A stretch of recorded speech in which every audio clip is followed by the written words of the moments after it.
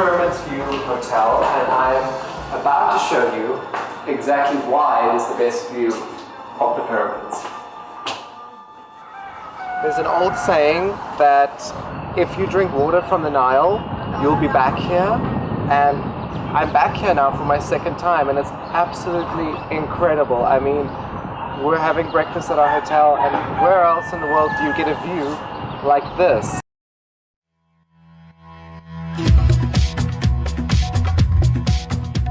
In this 4-part series, we explore a land filled with wonder, mystery, and beauty. From temples to pharaohs and queens and tombs filled with gold. This is the burial chamber of the tomb of Seti I. Come with me as we trace through the history spanning over 7,000 years of ancient Egypt.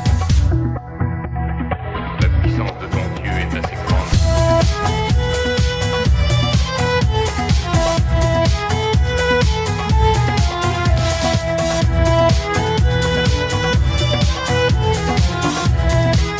The new man has resurrected Osiris. With special access to tombs, monuments, and artifacts that many people have never seen or heard of before. This is a very special tomb, so come look. What has happened here is the battle. And I have a little offering for Queen Nefertari. Nefertari of Egypt speaks thus. From the monuments of Ramses II. Ramses on his chariot with his horse shooting his bow and arrow, to the golden treasures of Tutankhamen. Incredible to be seeing this so up close.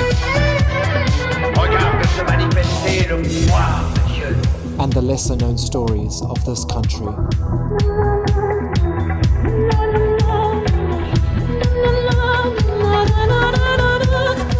Nefertiti and Akhenaten, the real Cleopatra.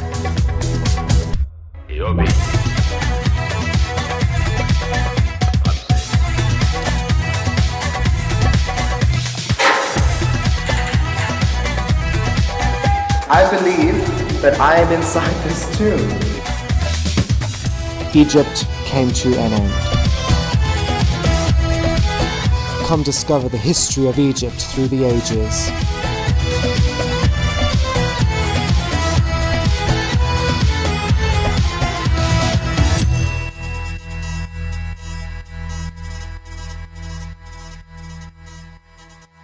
From the balcony here, we can see the entire Giza plateau. Just excuse the chickens.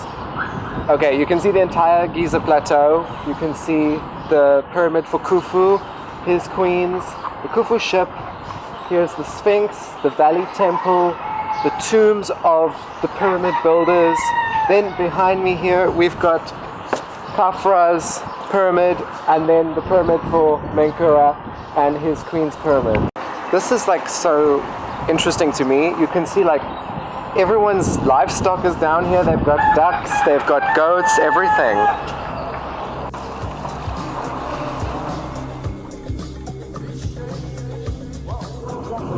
There are a lot of car crashes in Cairo. Sure. Yeah. Because I see like the traffic is crazy.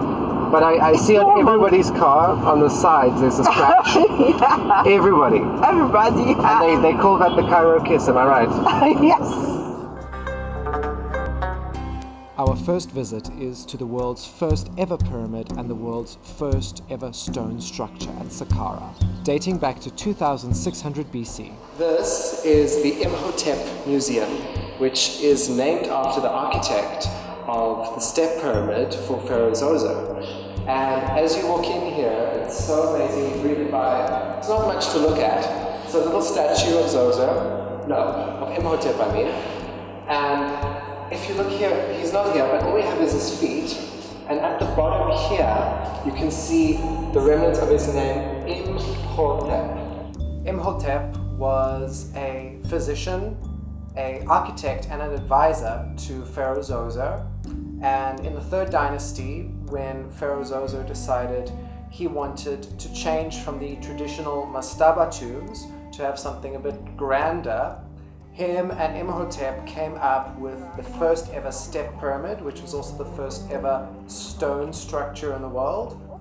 And Imhotep really was an amazing man. He invented so many of healing methods that we still use today. This man was still celebrated up until the Ptolemaic times for being the inventor of architecture. It's quite unfortunate that we only have a few statues and a few images of Imhotep remaining. We don't even know where his tomb is, but Imhotep actually is one of the most important people in Egyptian history, because if it wasn't for him, we wouldn't have these pyramids and things that we see today. This is from inside Zoser's step pyramid, am I correct? Exactly. This is actually from the mortuary, the barrier room, of Zeus. With these amazing glass tiles. Tiles are arranged to look like hanging mats. Yes. Hanging mats on the wall. Because the old tombs were actually meant to be designed like the house of the dead. That's where their spirit would live. When you look at this wooden scaffolding of how they're restoring the pyramid, it really lets you think about how it was when they were building this amazing structure. The first tombs were known as mastabas and were usually built as rectangular structures above the ground. The first mastaba, it had like a certain dimension. It was Then they rectangular, it was expanded. not square. Yeah. Then they expanded it from two sides to be like square. Yes. Okay. So over here, you see? First, second. Yes. Yeah. And the outer casing where it's fallen away, Yeah. which was stolen as well. Yeah. Stolen or taken to be used in other Other buildings. things, Yeah. Still kind of robbery as well. Still robbery. Yeah.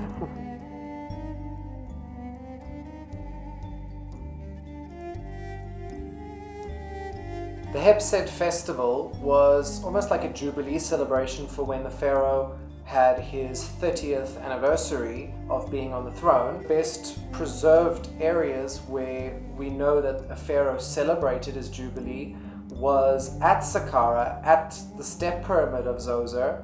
In the enclosure wall was where Zoser would celebrate his Hatshepsut festival. It consisted of many different things that happened where, like the pharaoh had to chase a bull and had to run around the track so many times in the north and the south, showing that he's unified Egypt. And the Hatshepsut festival, it was a very important part, and not all pharaohs got to do it, so it was very prestigious if you got to do it. This is the back section of the festival area for Yeah. Zoser. Of the Hatshepsut court, Hatshepsut actually. court. And it's very interesting to check, it from here. Yes. To check the ruins dating of King Zoser. So this is King Zoser. Yeah, and the most interesting point, not the perfection we are seeing of these statues, actually Symbolic. the symbolic, yeah. Here you are seeing a certain, royal pose. Yes. Yeah, the two hands holding like a scepter in front of him over here. And the Of same. Ptah, it's both hands like that, like Ptah. Ptah. So you can imagine that maybe it was a statue of Ptah or Zoser As Ptah. Yes, exactly. So it worked for both. Ptah, the god of the shadows and of medicine and... For craftsmen. Yes. And he was the main local god of Menf. The ancient Egyptians assigned a god for each province of Egypt. So the main god of this area is Ptah. was Ptah. They are like dummy buildings. They There's are nothing not inside. real. It's They are just for nothing show. inside, just for show.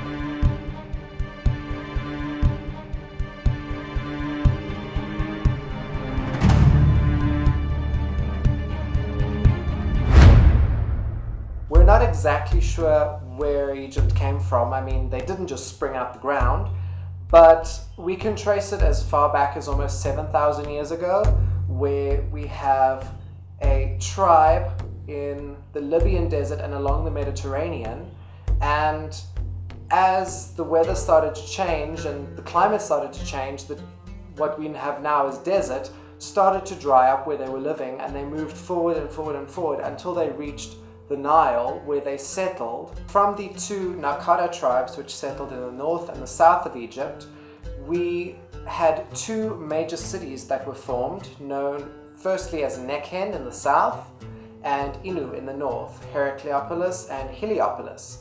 And in Heracleopolis we have which is known as the first ever pharaoh, Pharaoh Nama, and Nama actually unified Egypt. He got his soldiers together and they went to the north and they had a battle, and this was recorded on the Nama palette, and he's the first pharaoh to rule Egypt as a unified Egypt. Try and have a look at the mastabas. Okay. Yeah, it's really interesting. There's just something everywhere here at Saqqara. I mean, you walk down here and this is so beautiful. It's an entrance to a tomb, and you can see the door, all the hieroglyphics, the husband and his wife. You can still see the color on here. You can see it was red. Look, you can see the eyes with the eye makeup. The Egyptians built false doors, which were designed to look like doors, but for actually your spirit to pass between the afterlife and this life, because they believed your spirit could come in and out. And Unas's wife had a very nice false door, and actually with the false doors, a lot of the time women would write down little letters, and they would, if they were angry with their husbands or if they wanted help with something, they'd write on the letter and they'd leave it at the false door, believing that the spirit would come and read the letter. In early dynasties, they would include in the tomb many figurines of deities, but apart from that, also figurines of workers who would do that specific job for you in the afterlife, including objects that you would use in your everyday life, such as your headrest. The servant would come and comb the hair, Just like the hairdressers. and you can lie back and you get your makeup done. And for the men, they can lie back and get in shade. In higher ranking tombs, they would include life-size statues of the dead for their spirit to recognize themselves once they have passed on into the afterlife.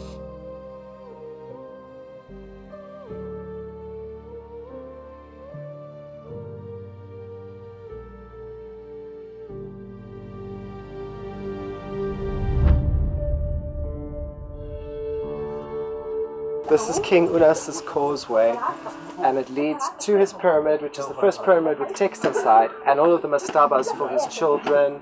In the 5th dynasty, when Pharaoh Unas was ruling Egypt, there was a famine, and this was recorded in his causeway. And actually, the famine didn't last too long because Unas came along and he built canals, and he started with irrigation and building up farming systems.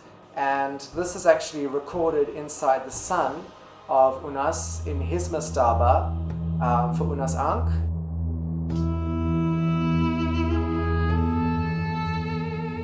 And inside Unas's daughter's tomb, we actually have images showing how prosperous Egypt was. We have vast amounts of cattle, fishing in the Nile, and Unas really turned Egypt around at that stage and brought the country to what would continue as a very prosperous country. Like a special time of the year, so she's enjoying her time in such special. And it's showing that it's so prosperous. I mean, they're capturing all of these fish and crocodiles, and look at all of these cows. This is beyond beautiful. The green, because that's very special. Exactly, because you're not used to see the radish color, the yellow color. The green color, it's unique to find that color. And look at this jackal. I mean, that is a clear sign of Anubis. And he's climbing on the lotus and capturing the geese. And look at all of these hunters here on the boats. The more you focus, the more details you find like a butterfly. What did the butterfly represent? Is that the time of the year? It's, spring. Yes. Yes. And Which today is still. Yeah. In the Nile, we can see here the hippos and the crocodiles with the boat above. And inside the boat is Princess Idut in full size with her lady-in-waiting by her knee, showing Idut's status in Egypt.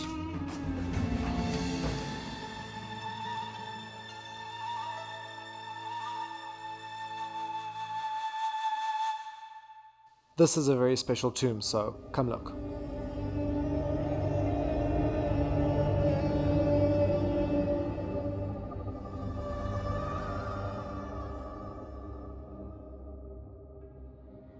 it's such full color. Yes. And all these statues of Represented him in represented him, in Different different stages. stages of his life. And It sounds he's the butcher to the pharaoh. yes, and he's the head of the butchers, not just a butcher.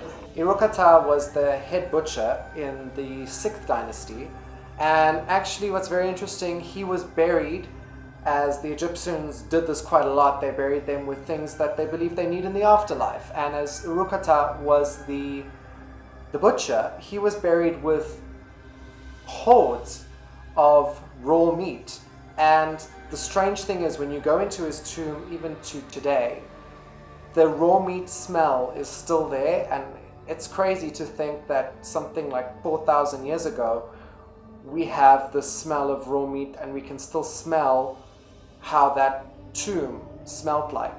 He was buried with meat. Wow. And look at his ceiling. Even his ceiling is still painted. Don't be fooled by the beauty of this tomb. It is rumored to be highly haunted, so treat it with the utmost respect if allowed to enter. You can see here at this stage in his life he decided to grow a little moustache, so he's got a little moustache here.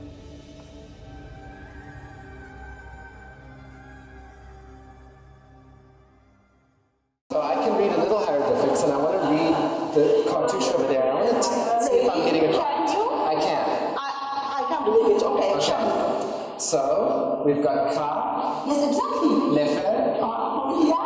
Nefera. Yeah, perfect. Yes, Is it's it how good? you read it. It's not just good, it's perfect, And it's the beautiful spirit of Ra. Yes. Pharaoh Pepi is actually quite an interesting character in the 6th dynasty, and he had a huge dislike for flies, actually almost a phobia, and he got one of his courtiers, and he had this man covered in honey every day to attract the flies, to keep the flies away from Pepi. And Pepi actually ruled for a very long time, so I feel quite sorry for whoever had to be covered in honey for almost like something 60 years or something like that. And his mummy is actually on display in the Imhotep Museum at Saqqara.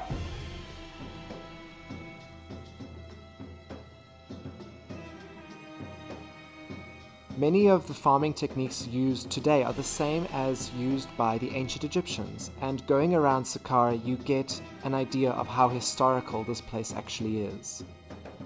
King Snefru actually built himself 3 pyramids because after Zoser and everything, they were trying to perfect the pyramid style from going away from a step pyramid to a smooth pyramid. However, he was not very successful. If we see here in these photos, this is one that he built. They actually built it almost like a step pyramid, and they realized that it was crumbling in. So this one of Snefru he abandoned. Then Snefru built this one, which is called the bent pyramid, and it has these bent sides because they were building it at too much of a steep angle and all the rocks were falling off, and they had to change the angle of the building. Actually, Snefru, when he saw the bent pyramid, he was not happy again, and he abandoned this pyramid at Dashur. After that one, they perfected it, and they built this pyramid, which is known as the Red Pyramid. Snefru had a son, and his son succeeded him on the throne, and he is known as Pharaoh Khufu, and he's the builder of the Great Pyramid, the biggest pyramid that was ever built. And it's very ironic because we don't know a lot about Khufu because there's not much written about him, but we have a very interesting statue which is only a few centimeters tall of Khufu, made out of ivory, and this was actually found at the base of the pyramid inside his mother's tomb. And we actually know more about Khufu's mother than we actually know about Khufu, the builder of the biggest monument in Egypt.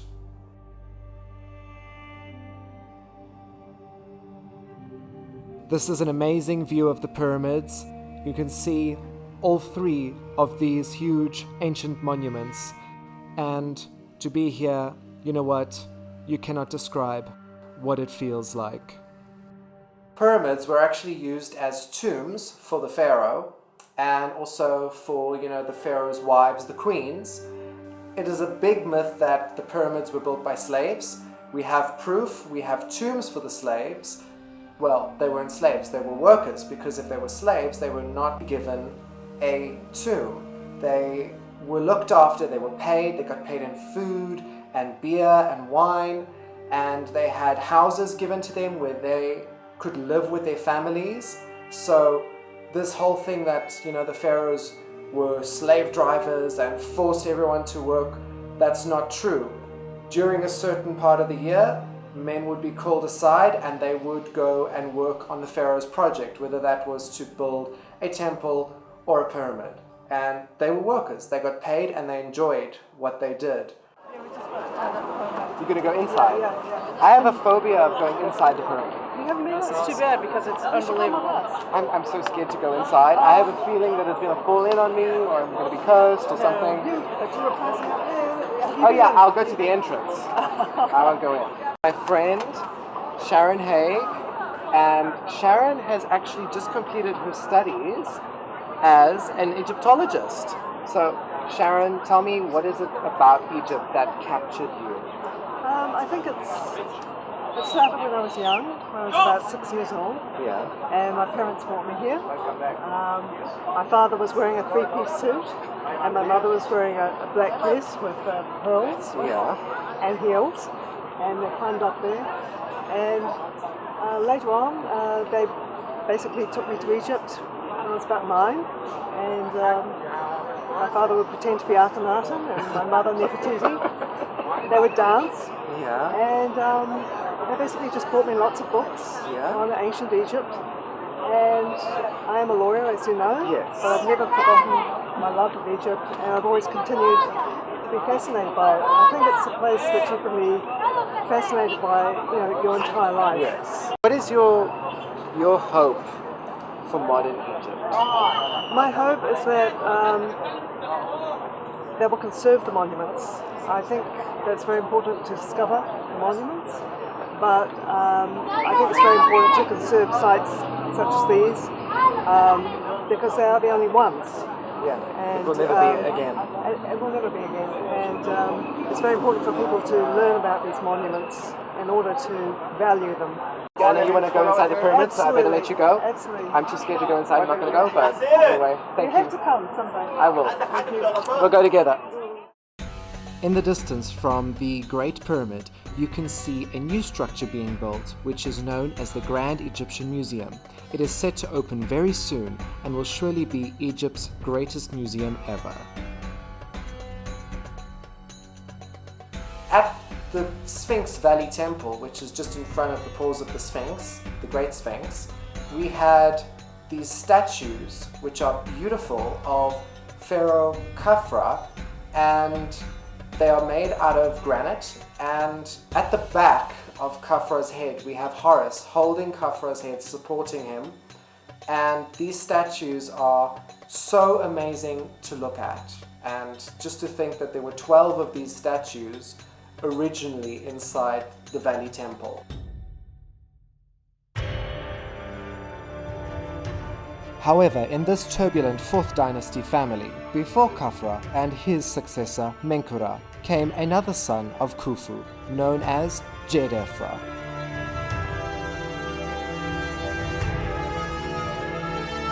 Djedefre felt a little pushed out by the family, and he wanted to try and build a bigger pyramid than his father Khufu, and he moved his pyramid just a little to the side above on a hill, because he believed if he was on a hill, his pyramid would actually be taller. His pyramid was not actually even near the size of Khufu's pyramid. One theory is that Djedefre is the one whose face is on the Sphinx. Personally, I like to believe that the face on the Sphinx is of Khafra, because it resembles him the most, and it's almost exactly in line with Khafra's pyramid. But we do know that Djedefre tried to feel closer to his father, and he actually buried 2 ships at the base of Khufu's pyramid, which we still have intact. And Djedefre was almost like the outcast, but he tried to really connect back with his family. The Sphinx is so beautiful at sunset, you can literally see almost all the other colors that it had because it was originally painted. The Sphinx's nose was not broken by Napoleon. In fact, it was broken by an Arabian army general long before Napoleon visited Egypt. The back of the Sphinx, you can see everywhere where the Romans came in and they tried to repair the Sphinx because this is carved out of the solid rock here, so it's had a lot of damage, and you've got to try and repair these things, obviously, to preserve it. And you can see all of the layers here, and it goes back up until we get to the back of the head where we see the pharaoh wearing the Nemes headdress. The back has fallen off, but you can still see the lock on the back of the Sphinx's neck where it was held on, where it was holding on to the back of the headdress. And all the details are still here of the pleats in the headdress. With the golden sunset right now, it's just incredible to look at.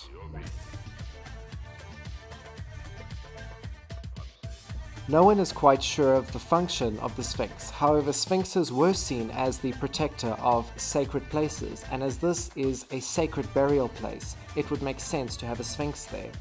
Sphinxes are also used as the symbol for Akhet, which is horizon, as in the pharaoh rising above as the sun.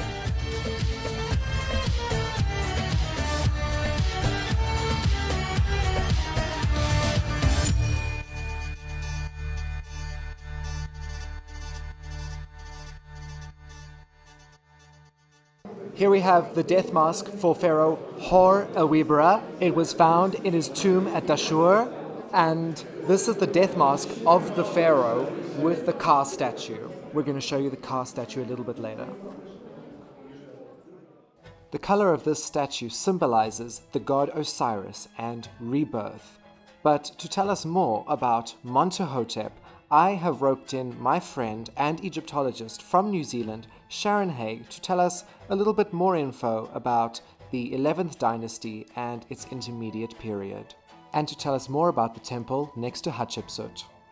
Hatshepsut is like that, and then his is just this tiny temple to the left of hers. Montuhotep is in the corner. He's the one who starts the building at Diabari. Often debated, they think that it's a pyramid in the center of the temple, but there's no pyramid left, but you can see a structure in the middle of the temple.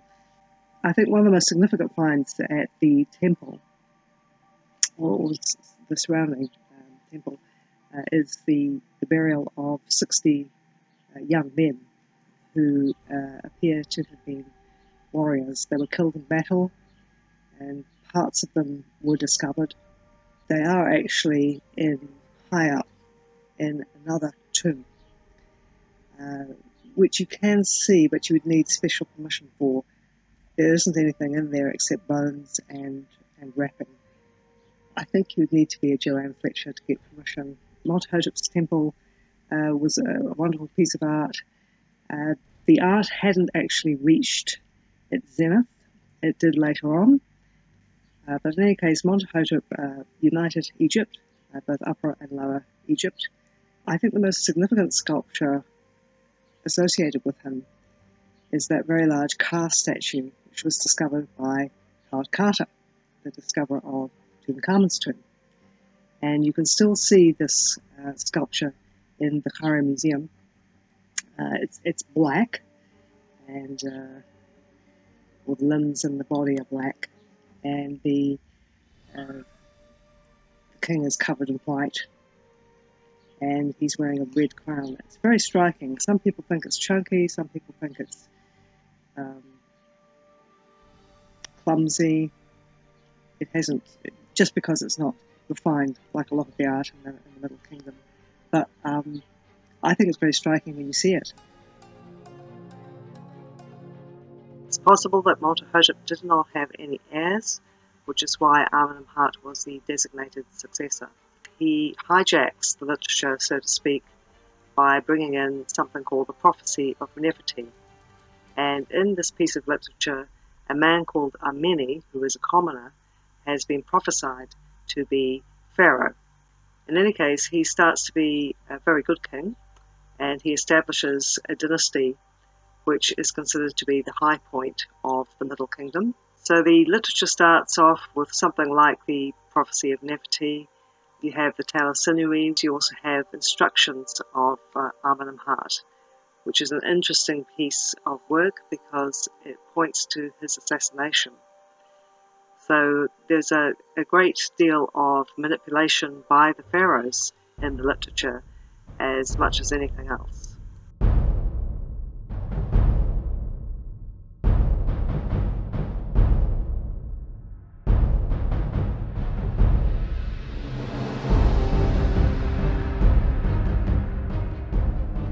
Elephantine Temple is on an island in the middle of the Nile, and at the moment it is closed to the public and it is being restored, and you can see where the original stones are and where they filled them in, and as you go along they've very kindly extended the old drawings with new drawings to show you what it used to look like. So this temple should be opened very soon to show to everyone, but it's actually quite amazing how they are able to restore it for people to view. Senusert III, or Sesostris III, was the pharaoh in the 12th dynasty, and he's very famous for his statues. He looks very displeased, but he was actually an amazing pharaoh, and he led wars into Nubia to go and conquer this African country below Egypt. This chapel is built by Sesostris III. It's the feet of Sesostris III. The top of this is actually inside the British Museum now. He went into Nubia and he wanted to get the gold. And because of Sesostris's efforts with the Nubians, they actually became allies, and Nubia then became a very strong part of the Egyptian culture. We're going to go into the basement to have a look underneath the temple. It's quite impressive, so let's go. There's a lot of bats, so let's make it fast.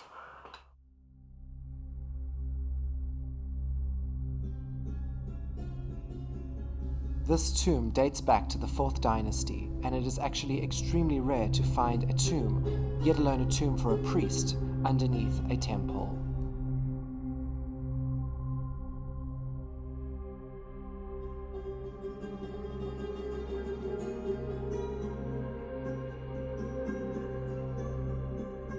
The son of Sesostris III was Amenemhat III. Amenemhat actually built this pyramid originally. It doesn't even look like a pyramid anymore, actually. It just looks like a mud mountain because this was built out of mud brick. And yeah, it doesn't look that great. So he abandoned this one and moved all the way to Hawara near Fayum and built this pyramid also out of mud brick and limestone. And this is actually where Amenemhat decided to use as his tomb. He built canals and also expanded Egypt's agricultural status and even explored the land of Punt, which is now known as Ethiopia. When you dismantle the name Amenemhat, as I explained before, their names related with their gods. Yes. Tahutmas, Wisserma'ikra, Tutankhamen. After Amenemhat IV came a female pharaoh, and this woman was known as Sobek Neferu, which meant the beautiful one of Sobek, the crocodile god. And actually Sobek Neferu was the sister of Amenemhat IV, as Amenemhat IV did not actually have any children. But Egypt at this stage was still not very accepting of a first female pharaoh, and unfortunately Sobek Neferu only ruled for 3 years, and after she died she was buried in her father's pyramid for Amenemhat III, and actually a few of the other family members were buried in this same pyramid. This is Sobek Neferu, the first ever recorded female pharaoh, but unfortunately all of her statues have been defaced. As we know, defacing a statue took your name out of history and almost refused you the pass to get into the afterlife. They were not happy that a woman was pharaoh. Same with Hatshepsut, and they tried to destroy her image out of history. This one, even worse. Not even the nose. The cobra, the symbol of the pharaohs, was taken away, and almost her entire face was taken away. But this woman really led the path for a series of female pharaohs which would come to follow in her footsteps years and years later.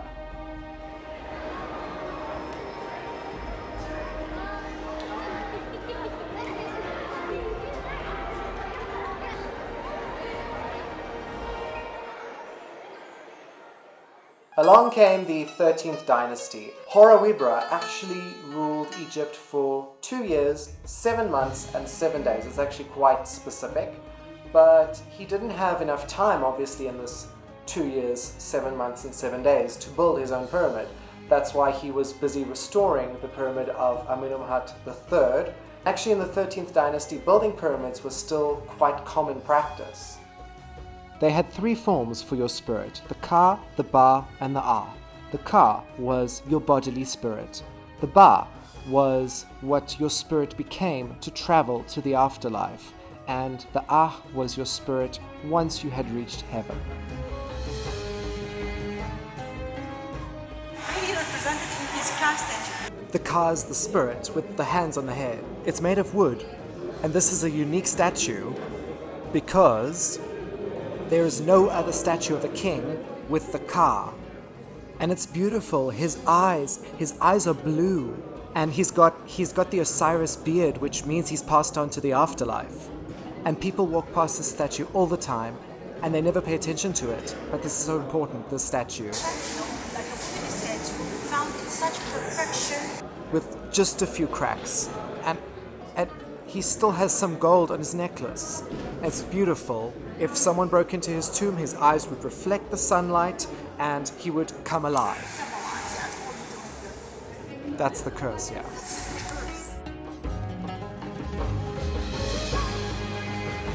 And he actually restored this pyramid of Amenemhat at Dashur using only a section for himself because it was a very short reign. And this is actually what his tomb looked like. This is a drawing of how they found his tomb. They would have come through here. Here would have been his statue, the Ka statue, along with a few chairs and some funerary objects, moving along to his stone sarcophagus with his wooden sarcophagus on the inside. At the end here are his canopic jars in this shaft tomb inside a pyramid. And actually underneath the wooden sarcophagus we had his body with his death mask. This is the death mask for Horowibra, which they found. It's made out of wood, glass, and brass, actually. So these are just a few objects that they found in his tomb, like his veil, the necklaces. This would have been his pectoral necklace that he wore with Horus on either side, which tied at the back. Let us jump forward to the 18th dynasty. In 1500 BC, Egypt yet again was faced with another problem. The pharaoh Thutmose II had died, and his son Thutmose III was far too young to rule Egypt. However, his stepmother Hatshepsut stepped in and basically took the role as pharaoh. Hatshepsut explored quite a lot during her time. She brought back plants and food and spices and perfumes from all over, including Ethiopia, Punt, and she sent her stepson, Thutmose III, out to defend the country when he was older. So she ruled the country and he defended it. Hatshepsut, she's one of 7 ladies had succeeded to rule Egypt, but she dressed as a king, as a man, as a pharaoh. She was a very strong woman. No doubt, no doubt. But where we are right now, we can easily say love is supreme because this unique construction had been made by love. A man who was in love with her built it for her. That's right. It has been rumored that Hatshepsut had a male consort. Senenmut is speculated to be the father of Hatshepsut's daughter, Neferure, but we don't have this actually confirmed. But there are quite a few statues of Senenmut with Neferure on his lap, and this is very symbolic to actually show that he might be the father. However, Hatshepsut died and Thutmose III took the throne as the rightful ruler of Egypt. He took away Hatshepsut's name. The big obelisk that Hatshepsut built, Hatshepsut being the first person to build the obelisks, he took her name off it, he took her name off temples, and just wanted to try and take her out of history because he believed she was not the rightful pharaoh. He believed he was the rightful pharaoh and that she should have just been not so involved, but he was too young, so she was actually doing a good thing. This granite sphinx of the queen and pharaoh Hatshepsut is quite beautiful yet imposing at the same time. Here we see Hatshepsut wearing the Nemes headdress and the same regalia representing herself as a king. People were not pleased that a woman was pharaoh, and this was to be devastating for Hatshepsut's name in history.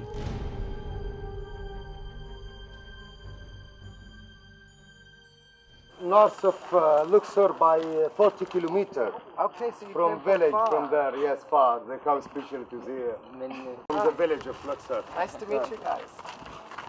It's great to see people from Egypt having an interest in the monuments. It's very nice to see that. Yeah, بيقول لك انت ده حاجة كويسة انك تيجي وتشوفي الآثار بتاعت البلد وكده يعني.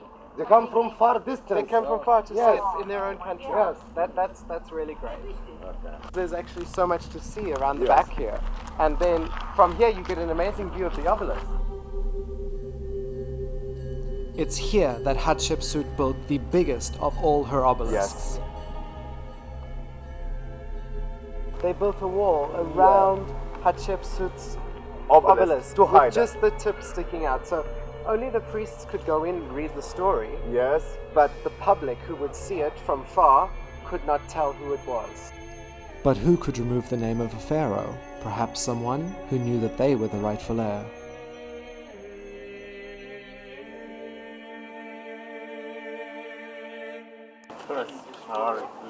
Thank you. Nice to meet you.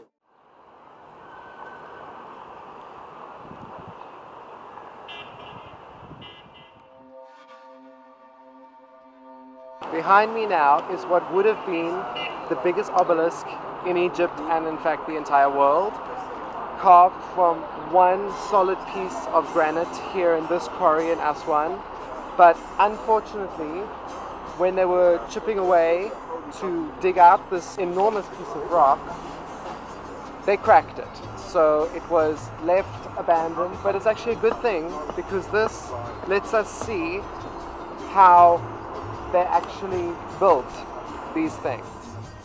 We are not even sure who this obelisk was intended for, as it was abandoned and no cartouches, no hieroglyphics were carved on it, but I can't even begin to explain to you how big this structure is. You actually have to be here to see the size of it.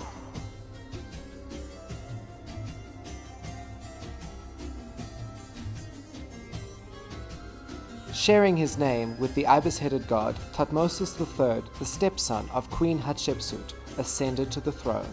Thoth was known as the god of writing, the god of the scribes.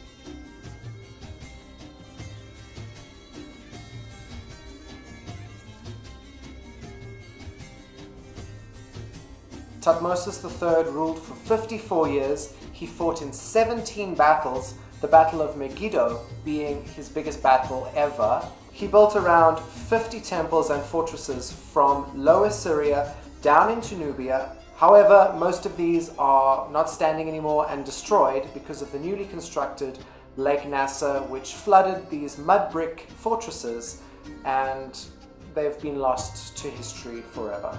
Look at the nose. It's perfect. Super perfect. No mistakes at all. You can even see all the lines. All the line in his beard, The size between this eye and this eye is perfect.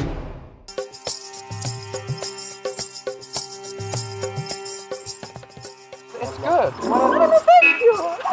I like it. Yeah. You see a lot of the problems here in Egypt. You see the poverty, you see everything. And you know, the press has not been great for Egypt in the last few years, but when you do something like this, you realize none of that actually matters. Everybody, even though they've got so many problems, everyone's happy, and it is a very beautiful country.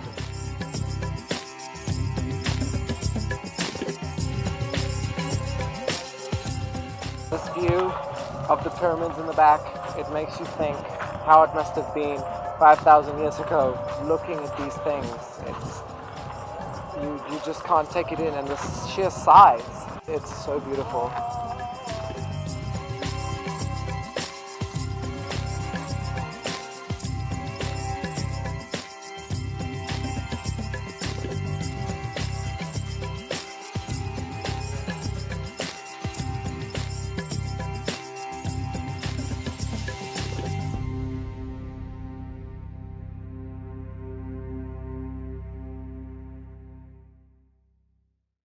As we now leave the Pyramid Age behind, in part 2 we go in search of the ever-mysterious family of the 18th dynasty.